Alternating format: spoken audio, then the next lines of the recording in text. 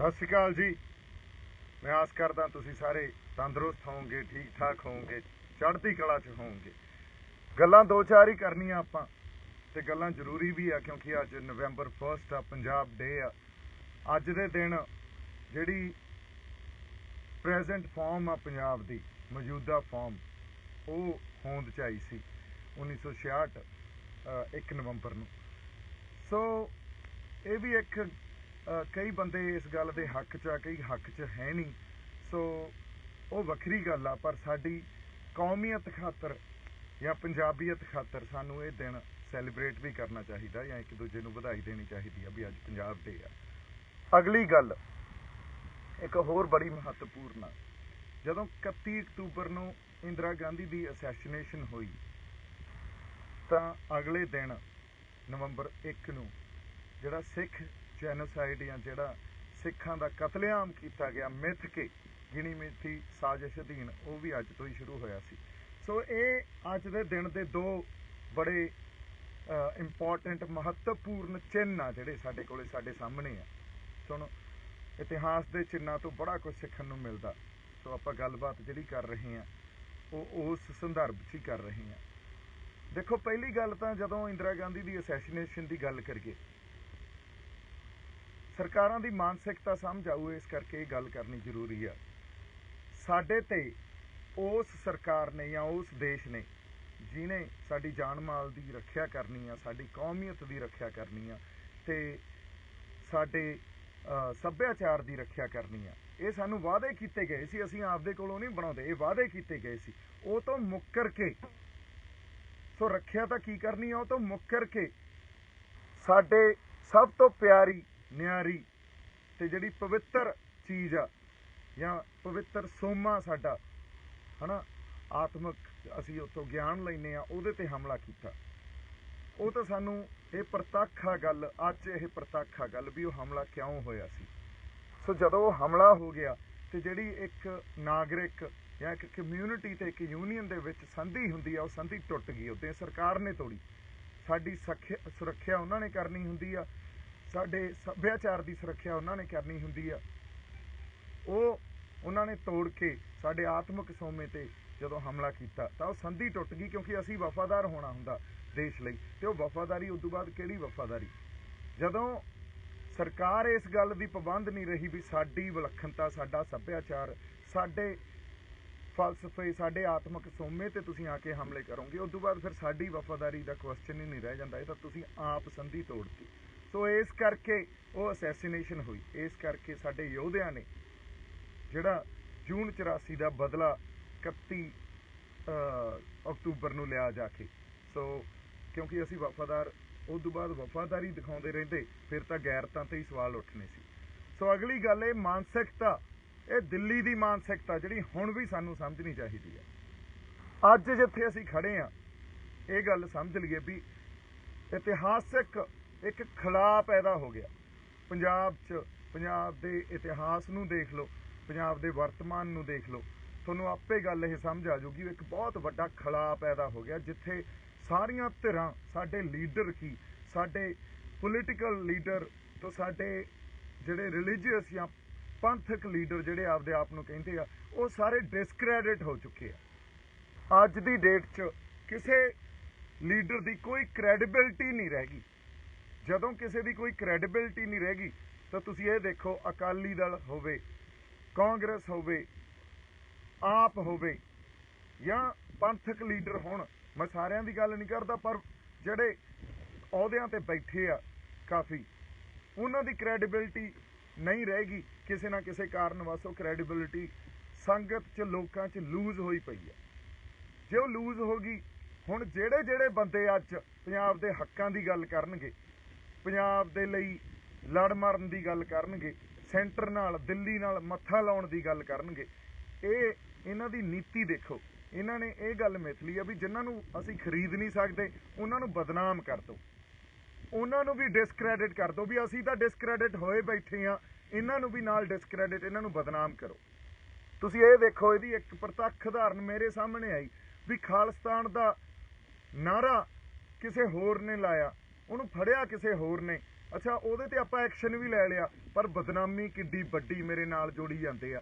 ਮਤਲਬ ਇਹ ਆਪਦੇ ਡਰ ਚੋਂ ਹੀ ਬਦਨਾਮੀ ਜੋੜੀ ਜਾਂਦੇ ਆ ਵੀ ਅਸੀਂ ਤਾਂ ਹੋਏ ਬੈਠੇ ਆ, ਦੂਜਾ ਕੋਈ ਗੱਲ ਨਾ ਕਰ ਸਕੇ, ਉਹ ਗੱਲ ਨਾ ਕਰ ਸਕੇ ਜਿਹੜੀ ਗੱਲ ਅਸੀਂ ਨਹੀਂ ਕਦੇ ਕਰ ਸਕੇ। ਕਿਉਂ?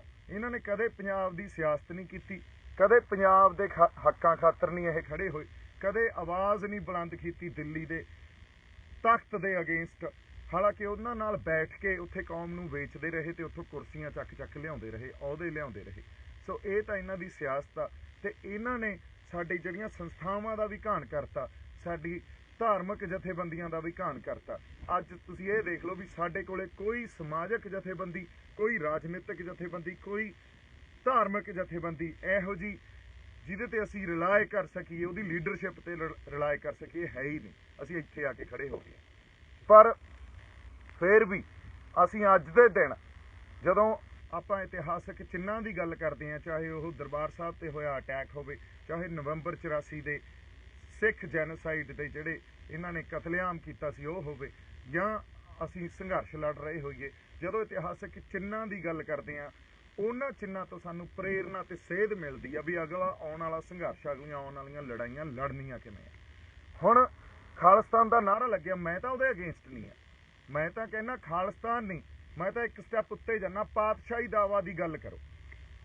ਜਿਹੜਾ ਸਾਨੂੰ 10ਵੇਂ ਪਾਤਸ਼ਾਹ ਨੇ ਪਾਤਸ਼ਾਹੀ ਦਾਅਵੇ ਦੀ ਗੱਲ ਕੀਤੀ ਸੀ ਉਹਦੀ ਗੱਲ ਕਰੋ। ਆਪਾਂ ਉਹ ਤੋਂ ਬਿਨਾਂ ਮਸਲੇ ਨਹੀਂ ਹੱਲ ਹੋਣੇ। ਪਰ ਇੱਕ ਗੱਲ ਦੇਖਣੀ ਪਊਗੀ, ਅੱਜ ਖੜੇ ਕਿੱਥੇ ਆ, ਅੱਜ ਸੰਘਰਸ਼ ਕਿਹੜੀ ਥਾਂ ਤੇ ਆ ਕੇ ਖੜਾ ਤੇ ਲੜਾਈ ਕਿਹੜੀ ਲੜ ਰਹੇ ਆ। ਜਦੋਂ ਤੱਕ ਸਾਨੂੰ ਇਹ ਲੜਾਈ ਕਿਹੜੀ ਲੜ ਰਹੇ ਆ ਇਹਦੀ ਸਮਝ ਨਹੀਂ ਆ, ਉਦੋਂ ਤੱਕ ਫਿਰ ਨਾਅਰੇ ਲਾ ਕੇ ਤਾਂ ਕੋਈ ਹੱਲ ਨਹੀਂ ਨਿਕਲਣਾ। ਉਦੋਂ ਤੱਕ ਜੇ ਤੁਸੀਂ ਇਹ ਕਹੋ ਵੀ ਉੱਥੇ ਤਾਂ ਬਣ ਹੀ ਚੱਲਿਆ ਸੀ ਜੀ, ਆਜ਼ਾਦੀ ਮਿਲ ਚੱਲੀ ਸੀ, ਸਾਨੂੰ ਖਾਲਿਸਤਾਨ ਬਣ ਚੱਲਿਆ ਸੀ, ਤਾਂ ਤੁਸੀਂ ਰੋਕਤਾ। ਤੁਸੀਂ ਸੋਚੋ ਕਿਵੇਂ ਬਦਨਾਮੀ ਸਾਡੇ ਗਲਾਂ 'ਚ ਪਾਉਂਦੇ ਆ ਵੀ ਇਹਨਾਂ ਨੂੰ ਫੜੋ ਸਹੀ, ਇਹਨਾਂ ਨੂੰ ਕਿਹੜੇ ਪਾਸੋਂ ਅਸੀਂ ਫੜੀਏ ਤੇ ਇਹਨਾਂ ਨੂੰ ਬਦਨਾਮ ਕਰੀਏ। ਪਰ ਇੱਕ ਗੱਲ ਖਾਤਰ ਮੈਂ ਤੁਹਾਡੇ ਨਾਲ ਅੱਜ ਵੀ ਵਾਅਦਾ ਕਰਦਾ, ਪੰਜਾਬ ਖਾਤਰ, ਪੰਜਾਬ ਦੀ ਲੋਕਾਂ ਖਾਤਰ, ਸਾਡੀ ਧਰਤੀ ਖਾਤਰ ਮੈਂ ਵਫਾਦਾਰੀ ਨਿਭਾਊਂਗਾ ਤੇ ਮੈਂ ਖੜਾ। ਹੁਣ ਜਿਹਨੇ ਬਦਨਾਮ ਕਰਨਾ ਉਹ ਬਦਨਾਮ ਕਰ ਲਏ, ਦੂਜਿਆਂ ਨੂੰ ਵੀ। ਮੈਂ ਨਾ ਕਿਸੇ ਦੀ ਲੱਤਾਂ ਖਿੱਚਣ 'ਚ ਵਿਸ਼ਵਾਸ ਰੱਖਦਾ, ਨਾ ਤੋਹਮਤਾਂ ਲਾਉਣ 'ਚ ਵਿਸ਼ਵਾਸ ਰੱਖਦਾ। ਸਾਡੀ ਲੜਾਈ ਦਿੱਲੀ ਨਾਲ ਆ, ਸਾਡੀ ਲੜਾਈ ਦਿੱਲੀ ਦੇ ਤਖਤ ਨਾਲ ਆ, ਕਿਉਂਕਿ ਅਸੀਂ ਉਸੇ ਪਾਵਰ ਨੂੰ ਜਿਹੜੀ ਸੈਂਟਰਲਾਈਜ਼ ਕਰੀ ਬੈਠੇ ਆ ਤੇ ਪਰਸਨਲਾਈਜ਼ ਕਰੀ ਬੈਠੇ ਆ, ਉਹਨੂੰ ਡੀਸੈਂਟਰਲਾਈਜ਼ ਕਰਨ ਦੀ ਲੜਾਈ ਲੜ ਰਹੇ ਆ। ਉਹਨੂੰ ਚਾਹੇ ਤੁਸੀਂ ਖੁਦ ਮੁਖਤਿਆਰੀ ਕਹਿ ਲਓ ਜਾਂ ਕੋਈ ਹੋਰ ਨਾਂ ਦੇ ਦਿਓ। ਉਹ ਪਾਵਰ ਜਿਹੜੇ ਪੰਜਾਬ ਦੇ ਹੱਕ ਜਾਂ ਸਾਡੇ ਫੈਸਲੇ ਲੈਣ ਦੇ ਜਿਹੜੇ ਹੱਕ ਉਹ ਲਈ ਬੈਠੇ ਆ ਨਾ, ਉਹਨੂੰ ਅਸੀਂ ਉੱਥੋਂ ਲੈ ਕੇ ਆਉਣਾ। ਹੁਣ ਇਹ ਲੜਾਈ ਲੜ ਰਹੇ ਆ, ਇਹਦੇ 'ਚ ਜਿਹੜਾ ਮਰਜ਼ੀ ਨੈਰੇਟਿਵ ਸਿਰਜਿਆ ਜਾਵੇ, ਉਹ ਨੈਰੇਟਿਵ ਦੀ ਸਾਡੀ ਲੜਾਈ ਆ। ਸੋ ਸਾਡੀ, ਜਦੋਂ ਮੈਂ ਕਹਿੰਦਾ ਇਹਦੇ 'ਚ ਤੁਸੀਂ ਤੇ ਮੈਂ, ਇਹ ਮਿਲ ਕੇ ਸਾਡੀ ਲੜਾਈ ਬਣਦੀ ਆ। ਜਿਹੜੇ ਜਾਗਦੀ ਜ਼ਮੀਰ ਵਾਲੇ ਆ ਬੈਠੇ ਆ ਬਾਈ ਸ਼ੰਭੂ ਮੋਰਚੇ ਤੇ, ਜਿਹੜੇ ਜਾਗਦੀ ਜ਼ਮੀਰ ਵਾਲੇ ਬੰਦੇ ਆ, ਜਿਹੜੇ ਜਾਗਦੀਆਂ ਜ਼ਮੀਰਾਂ ਵਾਲੀਆਂ ਰੂਹਾਂ, ਉਹਨਾਂ ਨੂੰ ਬੇਨਤੀ ਆ ਵੀ ਆਪਾਂ ਇਸ ਸੰਘਰਸ਼ ਨੂੰ ਅੱਗੇ ਵਧਾਉਣਾ। ਇਹਨਾਂ ਨੂੰ ਕਰ ਦੇਣ ਤੋਂ ਬਦਨਾਮ। ਇਹ ਤਾਂ ਆਪ ਡਿਸਕ੍ਰੈਡਿਟ ਹੋਏ ਬੈਠੇ ਆ, ਇਹਨਾਂ ਨੇ ਤਾਂ ਦੂਜਿਆਂ ਤੇ ਹਮਲੇ ਕਰਨੇ ਆ। ਔਰ ਗੱਲ ਕੀ, ਕੋਈ ਗੱਲ ਵੀ ਨਹੀਂ, ਗੱਲ ਹੈ ਹੀ ਕੁਛ ਨਹੀਂ ਹੁੰਦੀ, ਪਰ ਬਸ ਐਵੇਂ ਤੋਹਮਤ ਲਾ ਦੇਣੀ ਆ। ਪਰ ਇਹਨਾਂ ਗੱਲਾਂ 'ਚ ਆਪਾਂ ਨਹੀਂ ਪੈਣਾ। ਕਿਉਂ ਨਹੀਂ ਪੈਣਾ? ਕਿਉਂਕਿ ਆਪਾਂ ਆਪਦਾ ਨੁਕਸਾਨ ਨਹੀਂ ਕਰ ਰਹੇ। ਮੈਂ ਕੌਣ ਆ ਇਹਦਾ ਵੀ ਪਤਾ ਲੱਗ ਜੂ ਆਉਣ ਵਾਲੇ ਟਾਈਮ 'ਚ, ਹੋਰ ਕੋਈ ਕੌਣ ਆ ਉਹਦਾ ਵੀ ਪਤਾ ਲੱਗ ਜੂ ਆਉਣ ਵਾਲੇ ਟਾਈਮ 'ਚ। ਅਸੀਂ ਆਪਸ 'ਚ ਨਹੀਂ ਲੜਨਾ। ਆਪਦੇ ਅਸੀਂ ਜਿਹੜੀਆਂ ਮੰਨ ਲਓ ਸਾਡੇ ਲਈ ਕੀ ਧਾਰਨਾਵਾਂ ਬਣਦੀਆਂ, ਉਹ ਸਾਡੇ ਆਉਣ ਵਾਲੇ ਐਕਸ਼ਨਸ ਤੋਂ ਕਲੀਅਰ ਹੋ ਜਾਊਗਾ। ਅੱਜ ਤੱਕ ਤਾਂ ਆਪਾਂ ਪੰਜਾਬ ਦੀ ਗੱਲ ਕਰਦੇ ਹਾਂ ਨਾ, ਅੱਜ ਤੱਕ ਤਾਂ ਆਪਾਂ ਸਿਰਫ ਆਪਦੀ ਖੁਦ ਮੁਖਤਿਆਰੀ ਦੀ ਗੱਲ ਕਰਦੇ ਹਾਂ। ਅੱਜ ਤੱਕ ਪਾਤਸ਼ਾਹੀ ਦਾਅਵੇ ਦੀ ਗੱਲ ਕਰਦੇ ਹਾਂ, ਆਪਾਂ ਗੁਰੂਆਂ ਦੇ ਸਿਧਾਂਤਾਂ ਦੀ ਗੱਲ ਕਰਦੇ ਹਾਂ, ਸਾਡੀ ਮਿੱਟੀ ਦੀ ਗੱਲ ਕਰਦੇ ਹਾਂ, ਕਿਸਾਨੀ ਦਾ ਘੋਲ ਲੜ ਰਹੇ ਹਾਂ। ਕਿਸਾਨੀ ਦੇ ਘੋਲ 'ਚ ਆਪਾਂ ਉਹਨਾਂ ਤੋਂ ਖੁਦ ਮੁਖਤਿਆਰੀ ਮੰਗ ਰਹੇ ਹਾਂ ਵੀ ਸਾਡੀਆਂ ਫਸਲਾਂ ਦੇ ਮੁੱਲ, ਸਾਡੇ ਇਨਵਾਇਰਮੈਂਟਲ ਵਾਤਾਵਰਨ ਦੇ ਨਾਲ ਜਿਹੜੇ ਡਿਸੀਜਨ ਹੋਣ, ਜਿਹੜੇ ਸਾਡੀ ਫਸਲ ਕੀ ਬੀਜੀਏ, ਮੰਡੀਕਰਨ ਕਿਵੇਂ ਹੋਵੇ, ਜਾਂ ਹੋਰ ਬਹੁਤ ਪਹਿਲੂ ਆ ਜਿਹੜੇ ਕਿਸਾਨੀ ਦੇ ਨਾਲ, ਮਜ਼ਦੂਰੀ ਦੇ ਨਾਲ ਜੁੜੇ ਹੋਏ, ਉਹ ਫੈਸਲੇ ਲੈਣ ਦਾ ਹੱਕ ਪੰਜਾਬ ਕੋਲ ਆਵੇ। ਤੇ ਇਹਦੇ ਵਿੱਚ ਕੋਈ ਹੋਰ ਪਾਸੇ ਕੋਈ ਗੱਲ ਜਾਂਦੀ ਆ ਤਾਂ ਜਿਹੜੇ ਕਿਸਾਨ ਪਹਿਲਾਂ ਹੀ ਆਪਣੇ ਤੇ ਉਂਗਲਾਂ ਤਾਣੀ ਬੈਠੇ ਆ ਵੀ ਵੇਖੋ ਤਾਰਪੀਡੋ ਕਰ ਰਹੇ ਹੋ, ਤਾਰਪੀਡੋ ਕਰ ਰਹੇ ਹੋ। ਹਾਲਾਂਕਿ ਤਾਰਪੀਡੋ ਨਹੀਂ ਕਰ ਰਹੇ। ਜਿਹੜਾ ਸੱਚ ਤੇ ਖੜਾ ਉਹਨੂੰ ਬਦਨਾਮ ਕਰਨਾ ਇਹਨਾਂ ਨੇ ਕਿਸੇ ਪਾਸਿਓਂ ਚੱਕ ਕੇ ਕਰ ਦੇਣ। ਸੋ ਮੇਰੀ ਤਾਂ ਤੁਹਾਨੂੰ ਅਰਜ਼ ਇਹੀ ਆ ਵੀ ਰੂਹਾਂ ਜਿਹੜੀਆਂ ਜਾਗਦੀਆਂ ਜ਼ਮੀਰਾਂ ਵਾਲੀਆਂ ਰੂਹਾਂ, ਉਹ ਬੰਦੇ ਇਕੱਠੇ ਹੋ ਕੇ ਸੰਘਰਸ਼ ਲੜੀਏ, ਪੰਜਾਬ ਦੀ ਹੋਂਦ ਦਾ ਸੰਘਰਸ਼ ਲੜੀਏ, ਸਾਡੇ ਹੱਕਾਂ ਨੂੰ ਉਹਨਾਂ ਤੋਂ ਲੈਣ ਵਾਸਤੇ ਸੰਘਰਸ਼ ਲੜੀਏ। ਲੜਾਈ ਇਹ ਰਾਜਸੀ ਇੱਕ ਪੋਲੀਟੀਕਲ ਸਟਰਗਲ ਆ, ਇਸ ਗੱਲ ਨੂੰ ਸਮਝੀਏ। ਔਰ ਪੋਲੀਟੀਕਲ ਸਟਰਗਲ ਕਰਨ ਵਾਸਤੇ ਸਾਡੇ ਕੋਲੇ ਆਪਦੀ ਕੋਈ ਸਿਆਸਤ ਵੀ ਨਹੀਂ ਆ, ਪੰਜਾਬ ਦੀ ਨਿਰੋਲ ਸਿਆਸਤ ਨਹੀਂ ਆ। ਇਹ ਸਾਡੀ ਬਹੁਤ ਵੱਡੀ ਤਰਾਸਦੀ ਆ। ਨਹੀਂ ਤਾਂ ਉਹ ਸਿਆਸਤਦਾਨ ਸਾਡੇ ਨਾਲ ਖੜੇ ਹੋਣੇ ਚਾਹੀਦੇ ਸੀ, ਸਾਡੇ ਮੋਰਚਿਆਂ ਤੇ ਧਰਨਿਆਂ ਤੇ ਨਾਲ ਬੈਠੇ ਹੋਣੇ ਚਾਹੀਦੇ ਸੀ। ਦਿੱਲੀ ਨੂੰ ਵੰਗਾਰਦੇ ਵੀ ਦਿੱਲੀ ਵਾਲੇ ਬੰਦੇ ਇੱਥੇ ਵੜ ਕੇ ਦਿਖਾਉਣ ਸਾਡੀ ਸਟੇਟ 'ਚ, ਪਰ ਇੰਨਾ ਕਿਸੇ ਕੋਲੇ ਦਮ ਹੀ ਹੈ ਨਹੀਂ। ਤੇ ਜੇ ਅਸੀਂ ਇਹ ਗੱਲਾਂ ਕਰਦੇ ਹਾਂ, ਹੋਰ ਹੀ ਪਾਸੇ ਧੱਕ ਦਿੰਦੇ ਆ। ਤੁਸੀਂ ਆਪ ਦੇਖ ਲਓ ਕਿੱਧਰ ਨੂੰ ਧੱਕੀ ਜਾਂਦੇ ਆ ਵੀ ਖਾਲਿਸਤਾਨ ਦਾ ਨਾਰਾ। ਅੱਛਾ, ਲਾਇਆ ਕਿਸੇ ਹੋਰ ਨੇ। ਮੈਂ ਫੇਰ ਕਹਿਣਾ, ਅੱਜ ਇੱਕ ਗੱਲ ਆਪਾਂ ਸਮਝੀਏ, ਖਾਲਿਸਤਾਨ ਦੇ ਨਾਅਰੇ ਲਾਉਣ ਦੇ ਮੈਂ ਖਿਲਾਫ ਨਹੀਂ ਆ, ਜਾਂ ਉਸ ਸੰਘਰਸ਼ ਦੇ ਵਹਿਣ ਦੇ ਮੈਂ ਕਦੇ ਵੀ ਖਿਲਾਫ ਨਹੀਂ ਆ। ਮੈਂ ਤਾਂ ਸਮਾਂ ਕੇ ਹੱਕ 'ਚ ਆ। ਪਰ ਗੱਲ ਅਸੀਂ ਇਹ ਮਿਥ ਲਈਏ ਵੀ ਲੜਾਈ ਲੜ ਕਿਹੜੀ ਰਹੇ ਆ। ਲੜ ਤਾਂ ਹਜੇ ਕਿਸਾਨੀ ਦੇ ਘੋਲ 'ਚ ਅਸੀਂ ਕਿਸਾਨੀ ਦੇ ਨਾਲ ਰਿਲੇਟਡ, ਮਜ਼ਦੂਰਾਂ ਦੇ ਨਾਲ ਰਿਲੇਟਡ, ਪੰਜਾਬ ਦੀ ਹੋਂਦ ਦੇ ਨਾਲ ਰਿਲੇਟਡ ਸਾਡੇ ਫੈਸਲੇ ਅਸੀਂ ਆਪ ਕਰ ਸਕੀਏ, ਹੱਕ ਲੈਣ ਦੀ ਲੜਾਈ ਲੜ ਰਹੇ ਹਾਂ। ਸੋ ਇਹਨੂੰ ਹੋਰ ਪਾਸੇ ਨਾ ਲੈ ਕੇ ਜਾਈਏ ਗੱਲ ਨੂੰ। ਦੂਜੀ ਗੱਲ, ਇੱਕ ਹੋਰ ਗੱਲ ਸਮਝੀਏ ਆਪਾਂ।